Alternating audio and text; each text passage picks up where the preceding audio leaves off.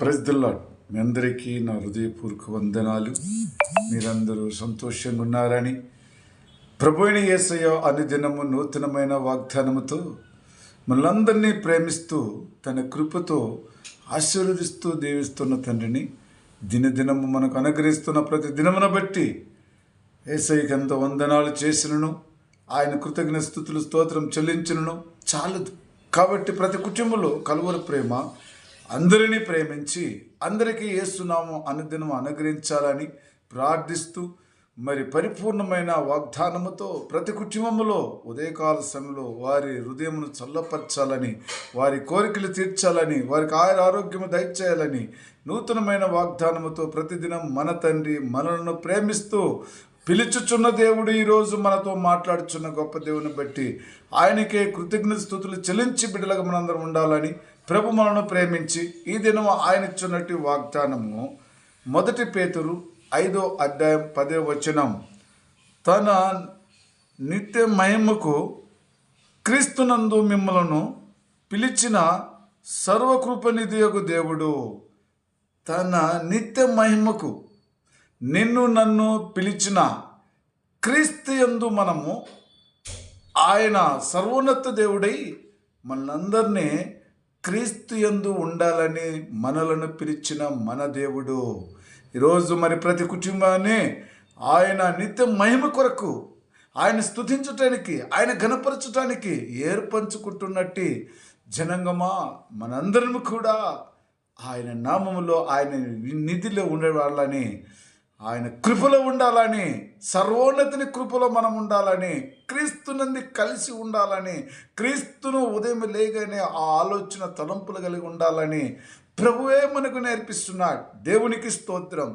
ఆ పరిశుద్ధ తండ్రి ఈరోజు అంటున్నాడు, నిన్ను నన్ను పిలుస్తున్నట్టున్నాడు. కాబట్టి ఈరోజు ప్రభు కృపములో కొంతకాలం మనకు శ్రమలు, మీరు శ్రమలు పొందిదును ఆయన అంటున్నాడు.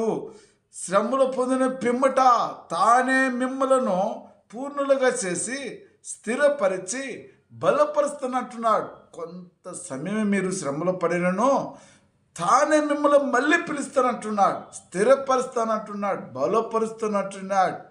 ఆ దేవుడు అంటున్నాడు, శ్రమలు కొంతకాలమే మన జతలో ఉంటాయి, జీవితకాలం అంతా స్థిరపరిచి బలపరుచుకున్న దేవుని దగ్గరే మనం ఉండగలం కదా. మరి లోకంలో ఉన్నప్పుడే మన తండ్రి మనల్ని స్థిరపరచాలి, బలపరచాలని ఏ కుటుంబమో ఆయన పైన నిత్యమహిమకు దేవుడు పిలుచున్నాడని, శ్రమలు వచ్చినా బాధలు వచ్చినా వెనుకదీక ఆయన నామంలో ముందుకు కొనసాగుతున్న ప్రతి సహోదరి సహోదరులారా, దినం మనకు ఈ కృప యేసయ్య ఇచ్చున్నాడంటే మనం ఎంతో ధన్యులం. పిలుచుచున్నాడు. ఎందుకు పిలుచున్నాడు? ఆయన మహిమను మనము ఈ లోకంలో ఉన్నప్పుడే తెలుసుకోవాలి, ఆయన చిత్తాన్ని తెలుసుకోవాలి, ఆయన బిడ్డగా మార్చుకోవాలని ప్రభువే మనలందరినీ ఏర్పాటు చేసుకుంటున్నాడు. దేవునికి స్తోత్రం.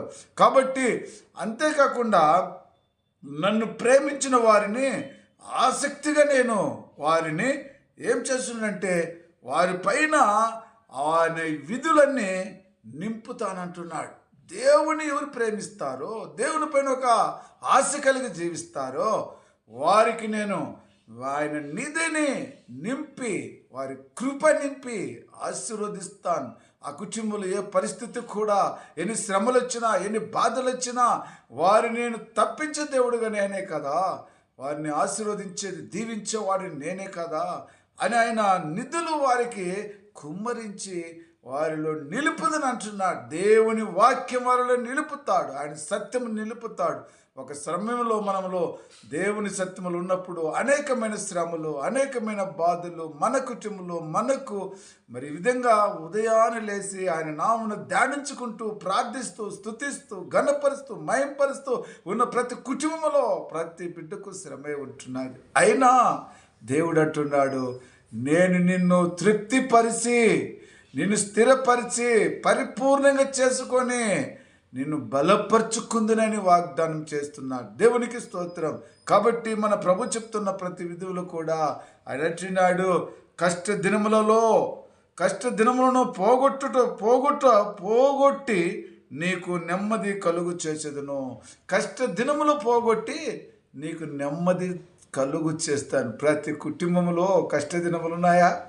పోగొడతాను, నెమ్మదిస్తాను, సమాధానం ఇస్తాను, శాంతి ఇస్తాను, నా కృప నీకు అనుగ్రహిస్తాను, నా విధి నింపబడుచున్నది.